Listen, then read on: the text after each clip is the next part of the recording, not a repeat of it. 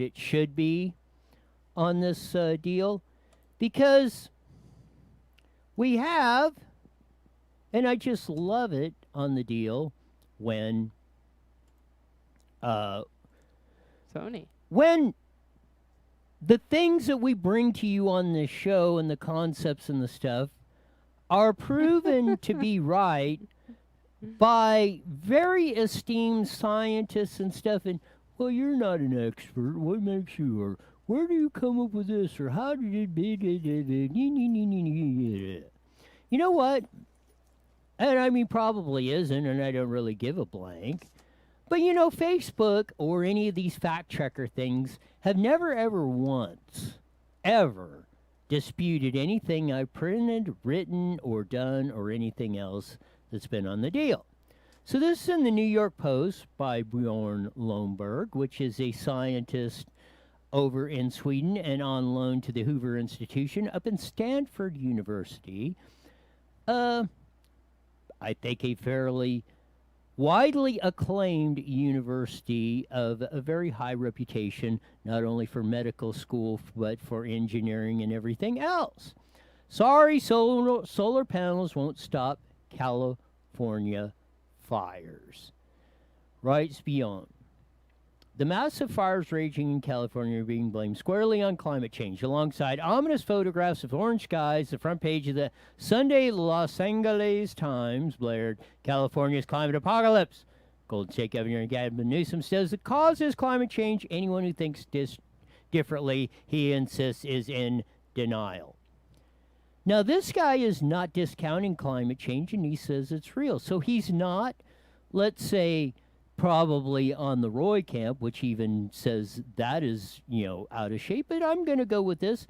The governor is right. The climate change is real, man-made, and something we need to deal with smartly. But the claim that fires are caused by climate change is grossly misleading. Translated into policy would steer the state to the worst way to help future Californians. To understand why, it helps to know why California wildfires used to be such bigger. In this past decade, California has seen an average burnt area of 775,000 acres.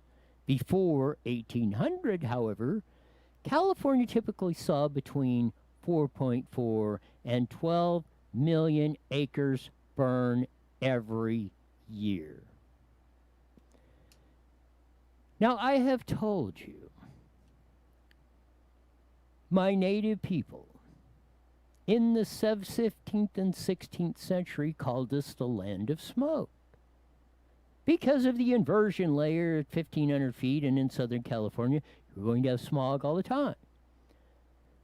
They had much worse air pollution back then because of the fires and all that stuff that were going on. Some of them controlled burns, some of them maybe not. Maybe a lightning strike or something back there would start a fire that you go to. So, who knows? It's there. It's always been there, and you're going to find out the reasons why. In other words, as Beyond writes in the New York Times, in other words, up to 12% of the entire area of the state had its modern boundaries existed by the 18th century burned every year. Old newspapers across the country were filled with descriptions of 7 terrible fires. Back then, skies were likely smoky much of the summer and fall in California, as one academic paper noted. Elsewhere in the country, 1781, the smoke was so dense that many persons thought the day of judgment had come, the New York Times reported a century later. This all changed in 1900. When fire suppression became the norm and fire declined precipitously in the last half of the 20th century to only about 250,000 acres burned annually. But most fires were stopped early. This left even more unburnt fuel in the forest. According to one estimate, there are now 5 times more wood and fuel debris in California. This stuff worse than ever before Europeans arrived. This stuff is absolutely crazy of what's going on top of the deal. Now, you've heard this a lot over there, and sometimes you've probably even shook your head a little bit thinking I was a little bit off your rocker Yeah. on You? this. But now, just hearing that part of it, what's your thoughts? I go back to we need to clear out all the trees and everything. I agree with you 100%. I think that would help a lot. And like Stephen writes in, climate change is not man-made. And then he also writes in, the ice age happened and it melted without humans causing any smog. Like climate change has always happened. It's always gonna happen. I hate it when you're right though. So I don't agree with that part. I don't know.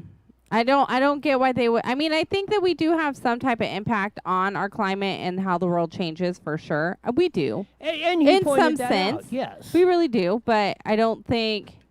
And if people are that worried about it, to me, why aren't we making a difference? Why are we just sitting there complaining about it? What are you doing to change it? If you're really that worried about it, go plant a freaking tree. There's nothing you're going to do about it. But here we go reading in the I'm post just saying. for more.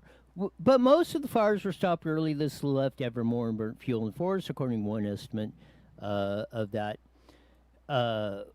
Before the supposedly Europeans arrived on the scene there. The main reason we are seeing more and more bigger fires because of our century of fire procession has left what researchers call a fire deficit. All the fuel that should have been burnt but didn't is now waiting to burn even hotter and fiercer.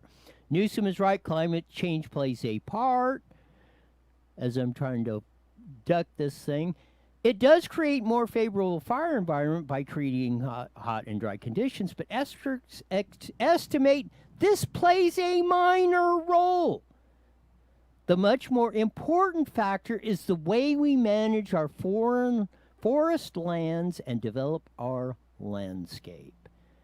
When we keep suppressing fire, we ask for bigger and more terrible future of fires. We know how to fix this. We simply make more prescribed burns that eliminate built-up fuel. This is doable and smart. It would help reduce fire risk in just a few years. Unfortunately, it is also unpopular because of increased smoke risk of uncontrolled fires. How many times have I said that? I think I've mentioned it a couple times. Yes. I'm just kidding. But really, I go back to, I don't know why the state isn't allowing people to go in and help them. Remove some dead trees or whatever, sell it for firewood. I mean, it's kind of, and then put it back into like the forest or something like that. That would be a great cause, right? So you asked why this didn't happen a couple of days ago. One prominent study published in the Nature Sustainability this year estimated California will have to burn about 20% of its area to get rid of all the excess fuel. But owing to popular opposition, legal challenges, and regulatory limits, California manages prescribed burns for less than 1/1000th of that.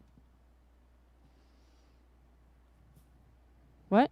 1/1000th of the amount that the That's all they nature do? of sustainability says we should burn, we actually burn in California because of But see, we don't even need to burn it though. I mean, maybe the dry weeds and stuff like that, but why would nature sustainability this year estimated that California will have to burn 20% of its area to get rid of all the excess of fuel. This is them talking, experts in the field, and we burn less than 1/1000th of that. This is why, because the stupid eco-freaks and the yo-yos that comment on that or chain themselves into tree, or like Newsom does with AB 32 and all that, and blaming it on climate change or global warming and all this other crap, giving us even if it was global warming or whatever other shenanigans he's claiming, why wouldn't he be trying to change that or fix it? Because he doesn't want I know, to. but he's just saying it. That's what I'm Yes. saying, is that all these people, I've been hearing about global warming and climate change forever. So we know the climate's going to change. What are we doing to prepare for it?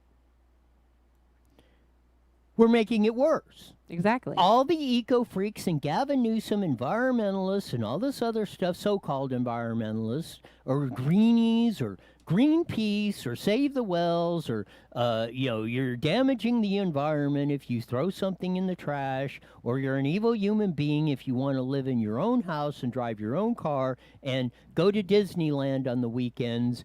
You are, you are the evil scourge of the world. And that's what they have been saying for years and decades. And now we're reaping the benefits. We have to have firefighters out there rescuing deers that probably should not have to be rescued, in that if we had managed our forests. That was amazing, though. To that firefighter. Any realistic climate solution will achieve next to nothing. AB 32 and rising the prices, highest electricity prices, and everything else, and that flows through, will achieve next to nothing, according to the Stanford University fellow. A California change in policy will have virtually no impact on global climates. But even if the entire United States were to cut all emissions tomorrow and the rest of the century, an incredibly fanciful and enormously expensive assumption, temperatures would climb by less than 0.3 Fahrenheit of a degree.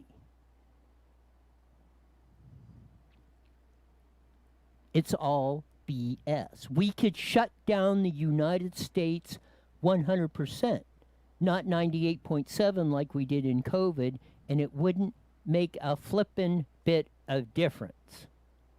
So what is the end game in this? Stephen writes in, how in the hell is Biden going to reduce hurricanes and fires? Like I said yesterday, you have seen God, and he is Joe Biden. Because he has the power to affect Mother Nature. He controls. If there's a hurricane coming, blame Joe Biden, because he's the one that does it. He can stop it. He can let it go. He has declared that he... It's amazing. Where has he been our whole life? Yes. You're just now coming out? The ability to change all that? I mean, I don't know. Yeah, but I mean, I don't think it takes a rocket scientist to see what needs to happen in the forest and all that stuff. And I really wish that they would utilize what the citizens are willing to do and all the things we can do to make it a little bit better.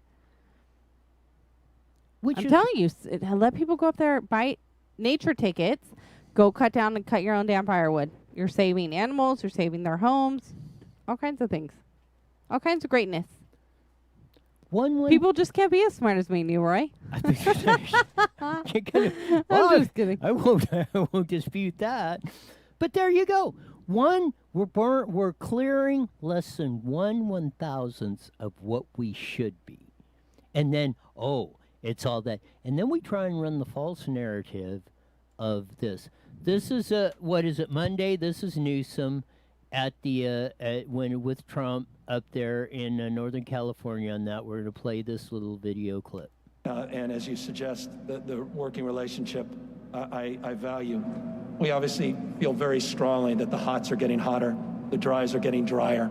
When we're having heat domes, the likes of which we've never seen in our history, the hottest August ever in the history of the state, the ferocity of these fires, the drought, 5+ years, losing 163 million trees to that drought. Something's happened to the plumbing of the world.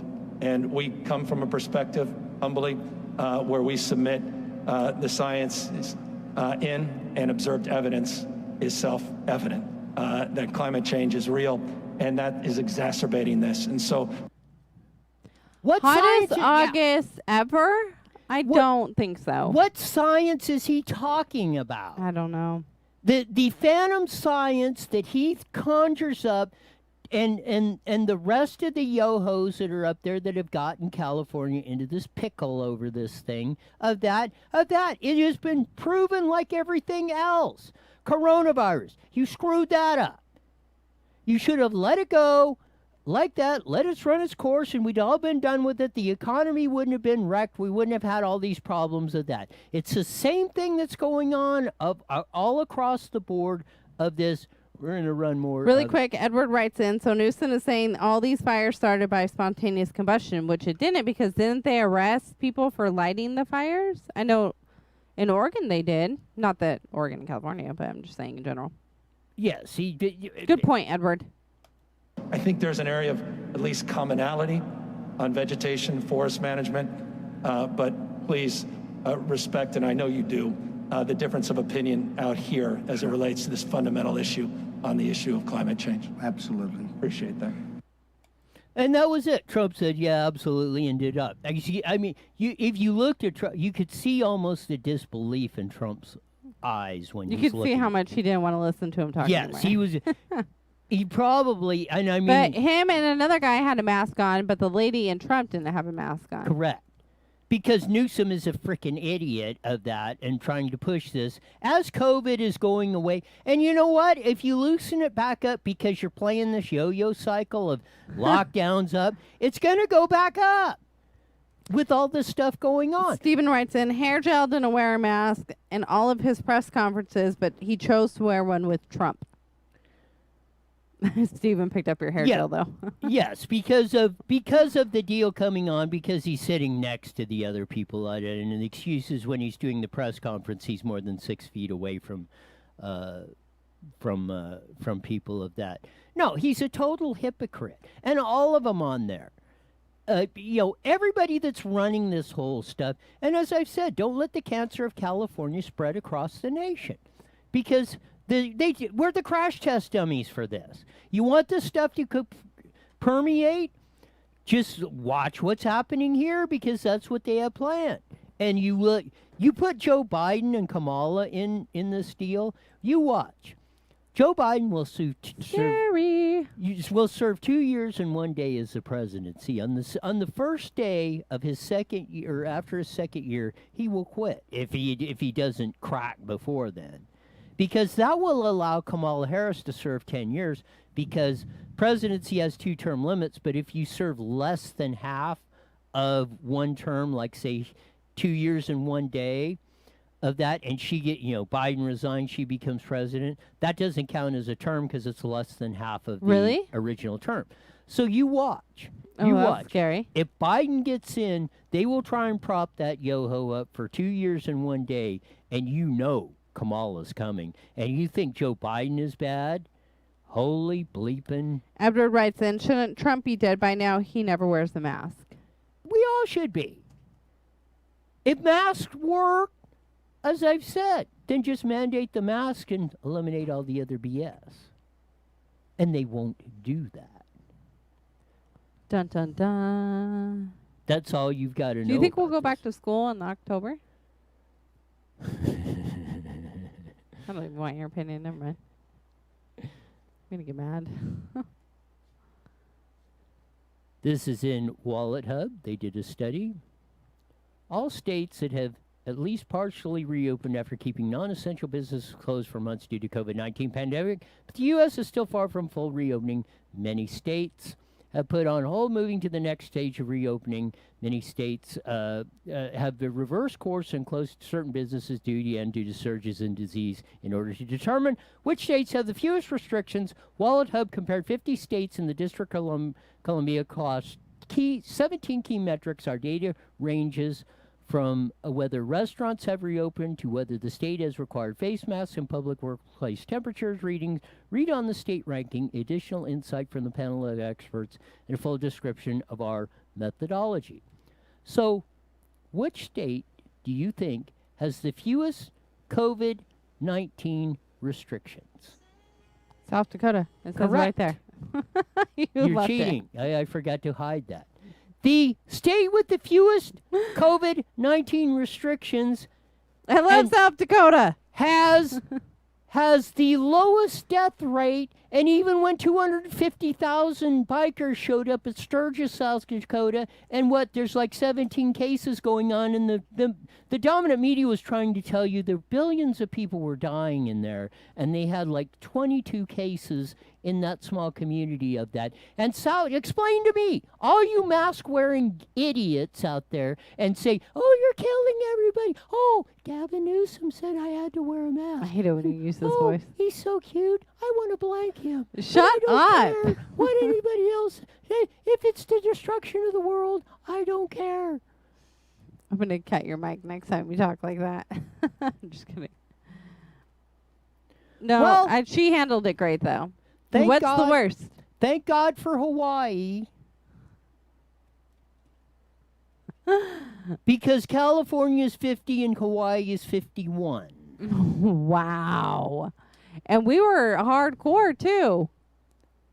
Like I told you, do not let the cancer of California spread across the nation. I think it will be Look at 2 these days. numbers. It will be Okay. 6 months since Newsom put the lockdown orders in California. He put the emergency order on March 4th.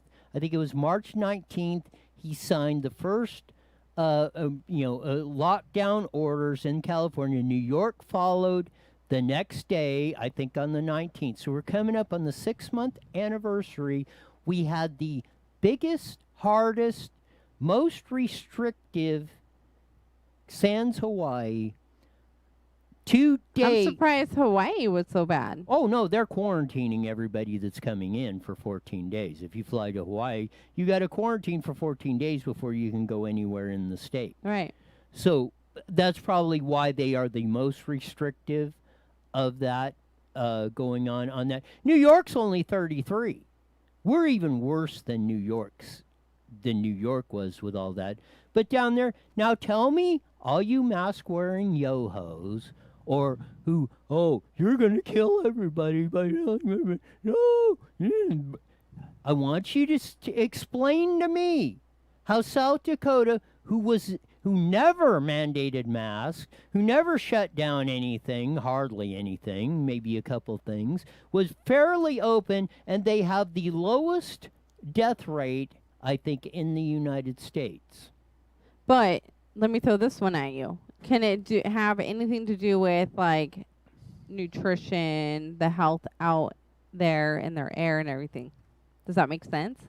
What if residents and citizens of South Dakota are just healthier than California? Utah, Oklahoma, I know, Iowa, but these are all Wyoming, in Arkansas, in the top 5 were some of the ones, and they did, some of them Arkansas did. But aren't those all... They all were way late in mandating, if they did mandate masks, the top 6 or 7. I'm just saying, what if they're healthier with their diet, their air, their Have you ever seen the people from exercise? Arkansas?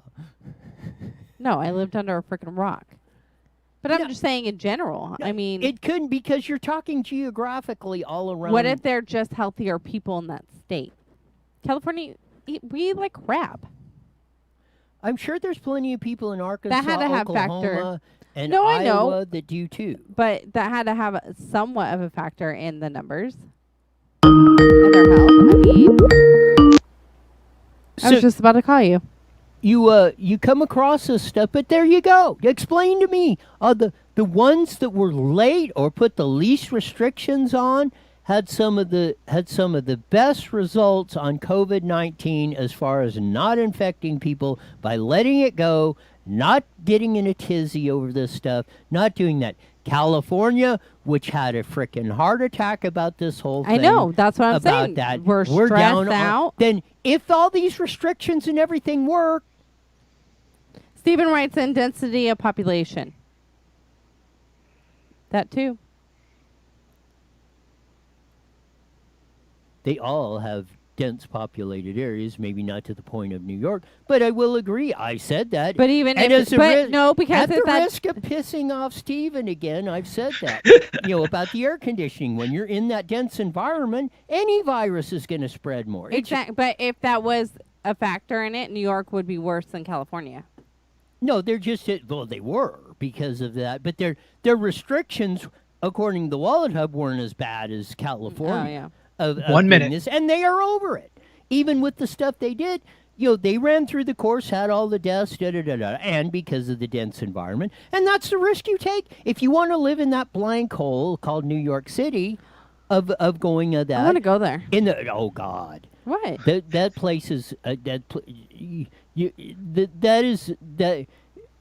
I 30 don't know seconds. what hell looks like, but No, stop. but it's got to be better than New York City. That is there's no redeeming quality. Steven says, 20 Roy, I'm totally seconds. on your side. Thank you, Stephen. He's IE Newswire Daily is on the air.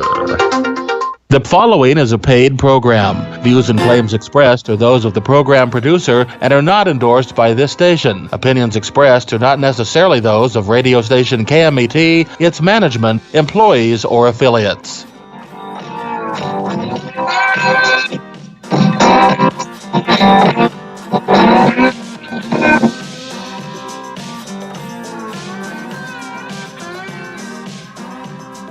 There's that funky slide guitar music that comes on every Monday through Friday on the Mighty Bit 1490 KMET, broadcasting all over the Inland Empire and joining our audience worldwide, all over the net on video that you can watch us on IE Newswire, both on Facebook and YouTube on this. And also catch live stream on KMET1490am.com. On a Wicked Wednesday. That we went through all the climate change and all the a lot of the particulars are going on, and again the science. Newsom still goes on the stuff of climate change and and we went through the science disputes this 100%. We went through the whole COVID thing. The least restrictive cities. States in the United States have had the least amount of death rate of anything else, bar none, in this whole 6 months plus going on ordeal going on. And on top of that, and California is next to the bottom, 50 out of 51 in the most restrictive states. So if all these restrictions and masks and social distancing and other stuff work, then why are we having such a big problem with it or a higher death rate than these states that did not? And I agree with Stephen. It has a lot to do with the more density of the population. That's where you're going to have these breakouts at. And you do with any virus. It doesn't take a rocket science. We have a lot of history to figure this stuff out. It just didn't happen over the common cold or the flu season spreads in denser environments than it does when you're in the great vast outdoors, because if you live 27 blocks from the next person, the odds of the virus getting to you are very, very, very small. If you're crammed in 200 square feet apartment cubicles, 100 stories wide, with air conditioning circulating the air, I had to give a dig at Stephen for that. Dang it. Have that. You're going to, that stuff is going to spread like wildfire. So that's the risk you take of living there. Don't shut me down or the rest of us down because a bunch of dorks want to live, packed in like 100,000 fish in a fish tank. That's their problem. Deal with it. Accept the risk. Drives me absolutely crazy what's going on. We played the clip of Newsom at the Trump deal when he was out here in Northern California on Monday of that, and he's talking about, it's all global warming. It says, we had Bjorn Lomborg, who's president of the Copenhagen Consensus and visiting fellow at the Hoover Institution, Stanford University. I forgot to read the title of his book because it's great. His new book is The False Alarm: How Climate Change Panic Has Cost Us Trillion, Hurts the Poor, and Fails to Fix the Planet. So all of you that are supporting hair gel,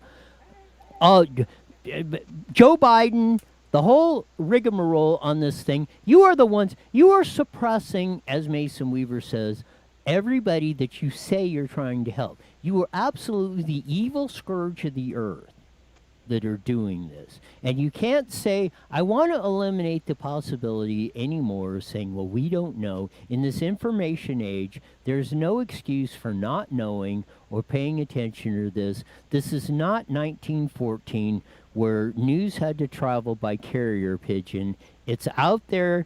You can get to it. There is no question about it.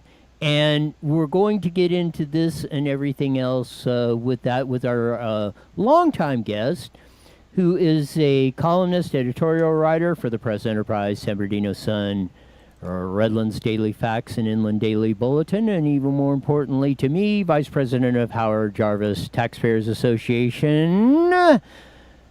Welcome to IE Newswire Daily with Stephanie and Roy. Susan, Shelley. Well, thank you, Roy. Hi, Stephanie. Great to be with you. Hey. I read the I there was a article in the New York Post, and it talks about how and this guy, he's a president of Copenhagen Consensus and visiting fellow at the Hoover Institution in Stanford, and he even admits there is some aspect, a small percentage of man-made deals that could be attributed to any temperature changes or environmental shifts. But he said in California, based on this, the most of it is the wildfires. And now you probably know this, but in the 1800s, we burnt everywhere from 5 million to 12 million acres a year. Now we're down to 250,000, and because of the environmental policies and everything else, and everybody wants to sue, there, we have the fire seasons that we have had lately.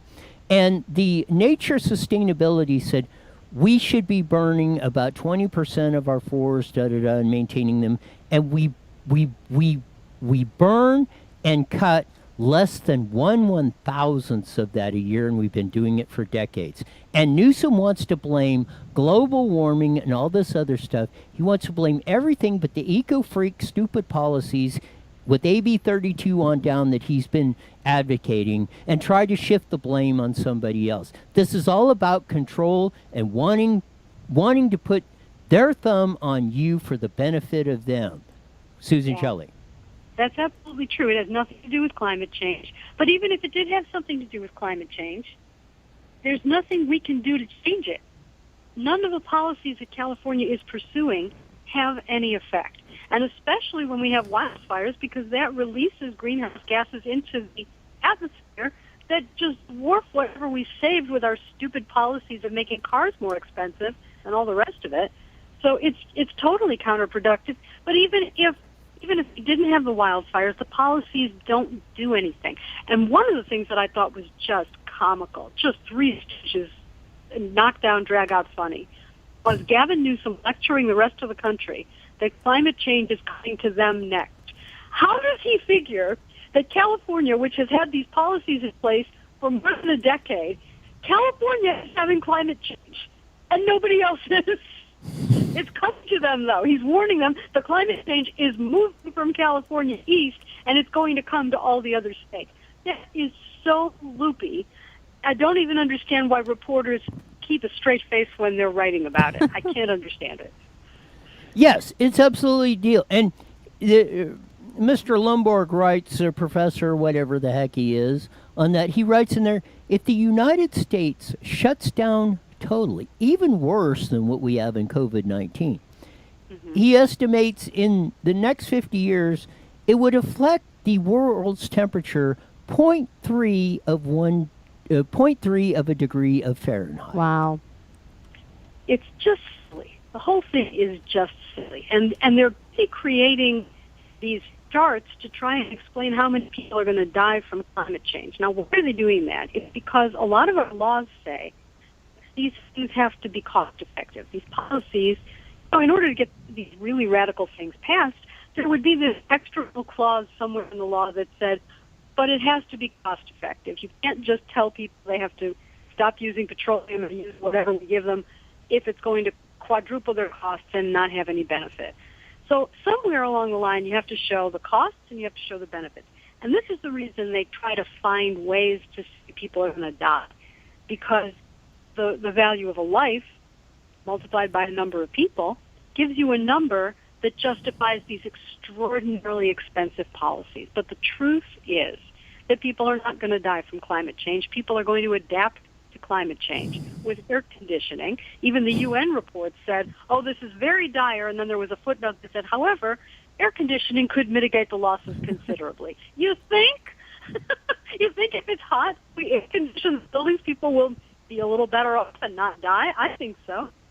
So this is just politics, really. It's all about blame shifting and helping to preserve the policies that people are making a lot of money off of, and those people are cronies of the government officials who support the policies. Yes, it's crazy of what's going on. And we played the clip of Newsom up there with Trump. He's wearing a mask. Trump is not. of that. But we played the clip of that, and he's still with Trump. And I mean, the expression on Trump's face is absolutely priceless, because Newsom's going on about all this tripe about, oh, it's global warming, and we may have a disagreement on stuff, and yada yada yada. And he says, okay. That's it. Thank you. Basically, that, and moved on with that and that. I mean, if this stuff worked, or his theory was right, he's saying based on the science. There is no credible science report that validates anything that Newsom said.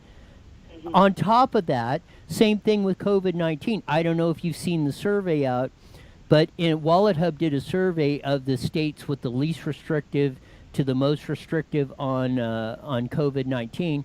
South Dakota, Arkansas, Iowa, all the ones that either did not mandate masks or stuff, had the least restrictive and have the least amount of death rate per 100,000. California is 50 out of 51 on that, Wow. less than Hawaii and all this stuff. And we're coming up on the 6 months, I think, date of, I don't want to say celebration, Yeah. the wrong word. 6 of months that, already? Of when Gavin Newsom put the lockdown orders on March 19th, will be here in a couple days. So Wow. of all this, we're enduring 6 months of that, and it's still going on. That's crazy. Well, it is crazy, and it's troubling because he's using emergency powers, and there's nothing that authorizes permanent emergency powers in the state constitution. That's just not authorized. As soon as the conditions warrant, he's required to lift the emergency, and when he lifts the emergency, all the executive orders that are issued under the emergency are null and void. And this is really important because he's done a lot of things that he wants to continue as a matter of policy, like some of the election rules and the various things that he wants to continue. Null and void if the emergency is lifted. And various eviction limitations or mandates on banks to offer certain kinds of mortgage forgiveness or whatever they're doing or they're not doing, all the contracts that he has put into place without the regular process of requests for proposals and transparency and the legislature being involved, the budget committee, all that stuff legally questionable once the emergency is lifted. So he's all in to keep the emergency going. And I'm really disturbed by this video that I saw the other day. I wrote a column about it today for the Daily News in Los Angeles. It's video with actors playing hospitalized Californians who have COVID. They're in their 20s. The commercial begins with 6 20-something people, 3 couples, having a lovely time out at a backyard table, smiling, laughing, sharing dinner. All the trees with the leaves, it's very pretty. And they're just having a great time. And the voiceover says it was just a get-together. Everybody felt fine, but now we're all sick. They're actors. This is a script. They've made this up. Now you see these same actors in hospital beds with oxygen tubes, and they're sick. They're all sick. And then it says, so wear a mask. And now you see the surviving members of this doomed party. You see them sitting alone, looking sad, wearing their mask outdoors. It's fiction. It's fiction. You do not have anywhere in California a dinner party with 6 20-something healthy people where they wound up in the hospital with COVID. That doesn't happen. This is fiction. And they're putting that up as promoted posts on Twitter and Facebook and wherever else. Maybe they're running it on television, I'm not sure.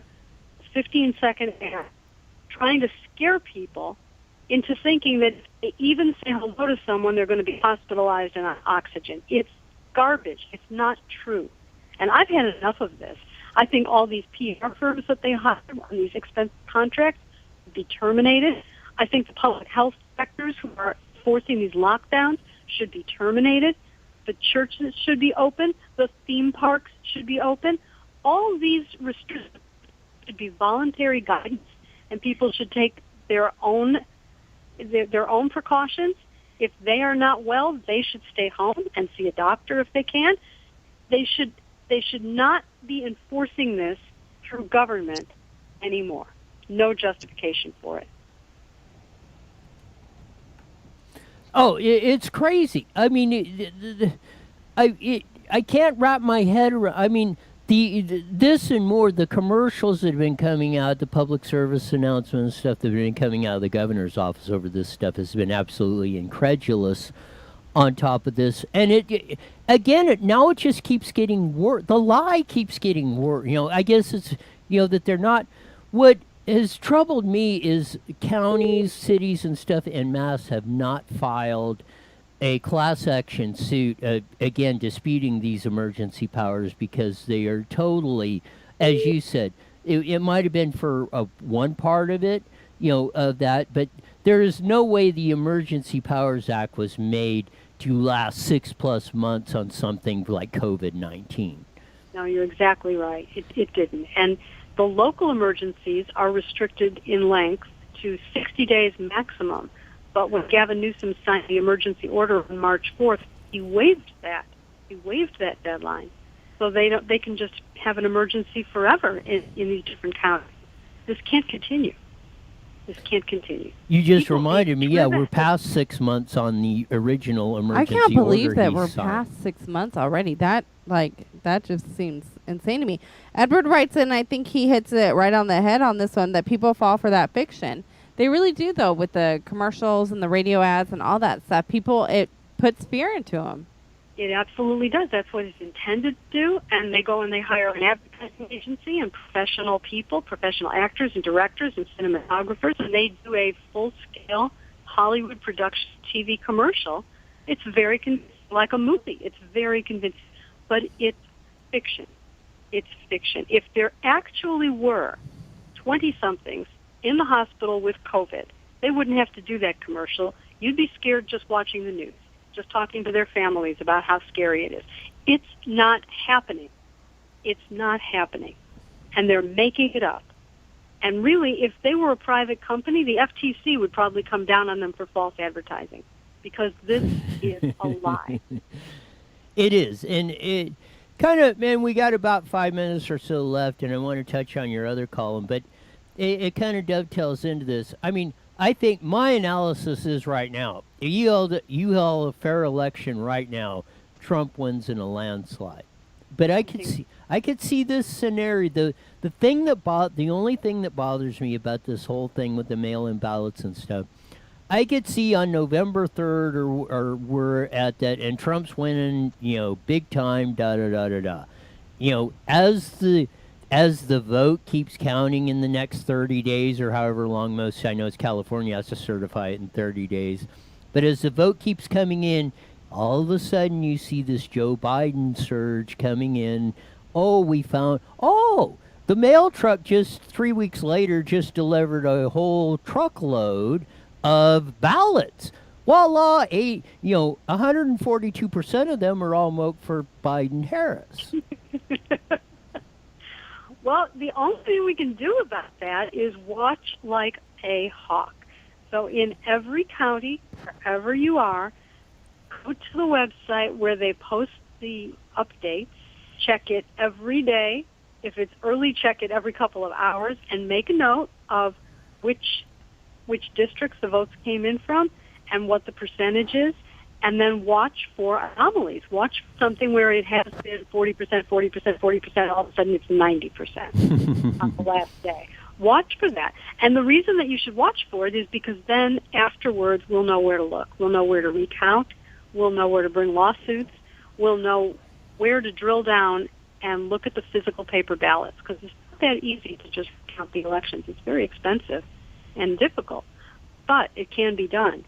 And it's important to know when and where any anomalies happen, and to make sure that everybody knows we're watching for it. And hopefully that will suppress some of the, although you can't.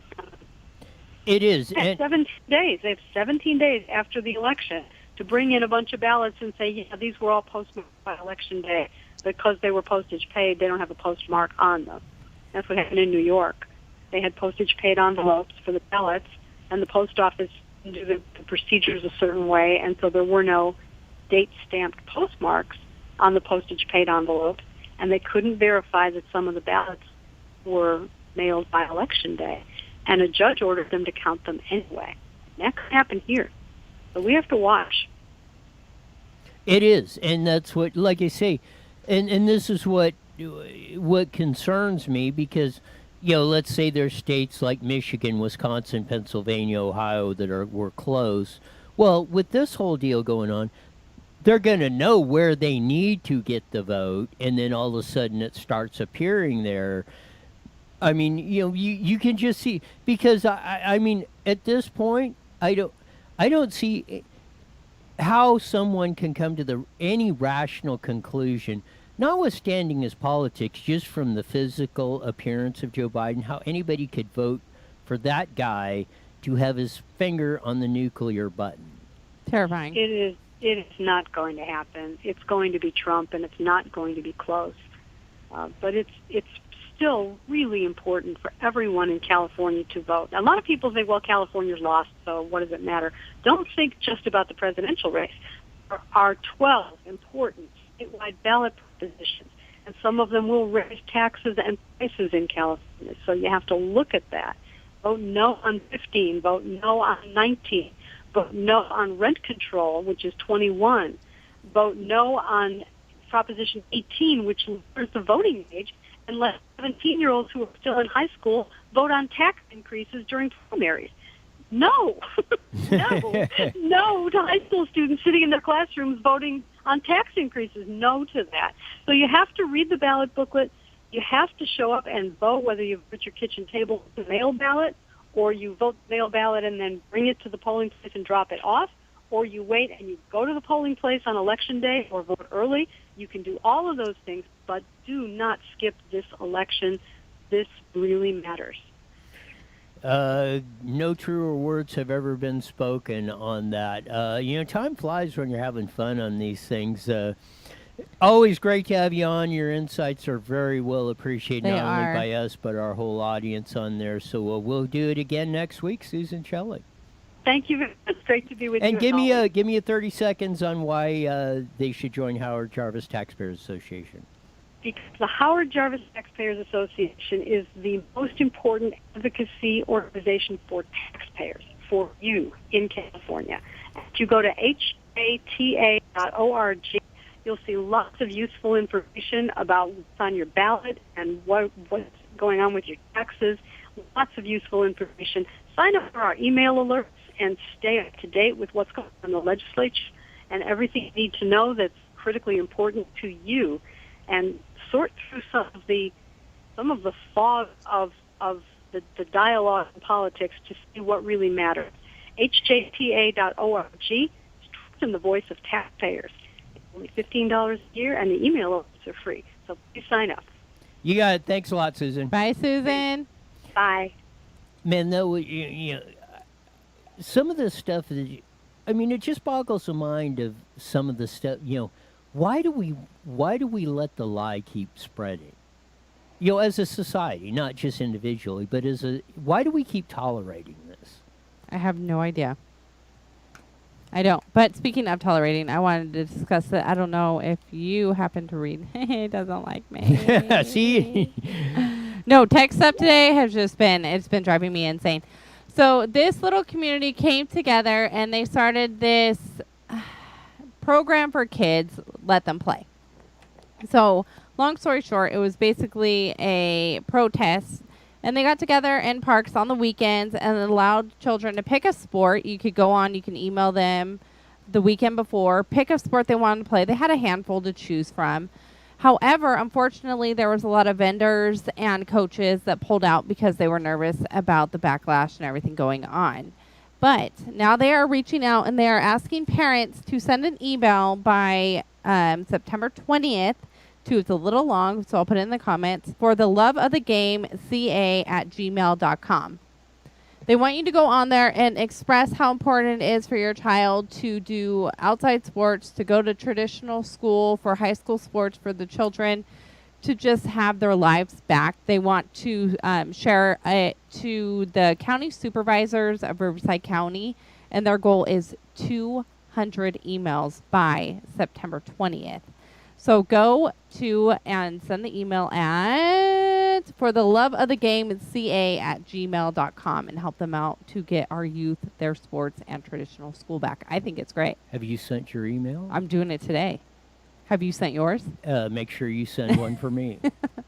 I think it's really good, and I think Because I'm that terrible at that stuff. you are.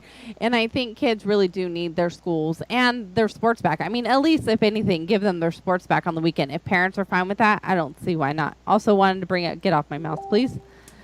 Tomorrow is our favorite Thursdays from 8 to 1 p.m. at Alessandro and... Alessandro and what? No, Frederick. Yeah, there you go. Or the Cactus Conference and and- Rec Center, Yep. City Hall.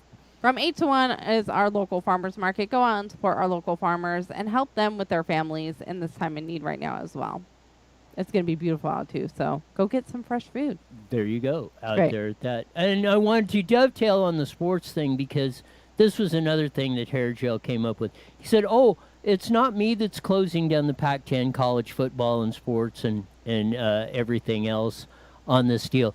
The Big Ten back east, all of a sudden, they were canceling all their games. They just reversed their decision. They are all the teams in the Big Ten are playing now. They got together and they said, you know what? We got with the medical people and we figured this stuff out. It's actually my opinion. They said, you know what? There's no danger of this thing killing a bunch of very strong college athletes playing football. But the amount of damage we're doing to everything and everything else of that, just like this. If you don't want your kid playing outside or with other kids, then have them stay at home. Exactly. Don't tell everyone else what to do. And don't, like Gavin Newsom, say, oh, I'm not behind all of this. BS. Knock it off. I mean, I don't know. It's ridiculous. I mean, that's what's probably the most heart-wrenching thing about that is when they sit up there and just bold-faced lie about stuff and they act like, they act like they're, oh, we're here to help you. When they're actually, you know what they're planning on doing. What are they And it's not good.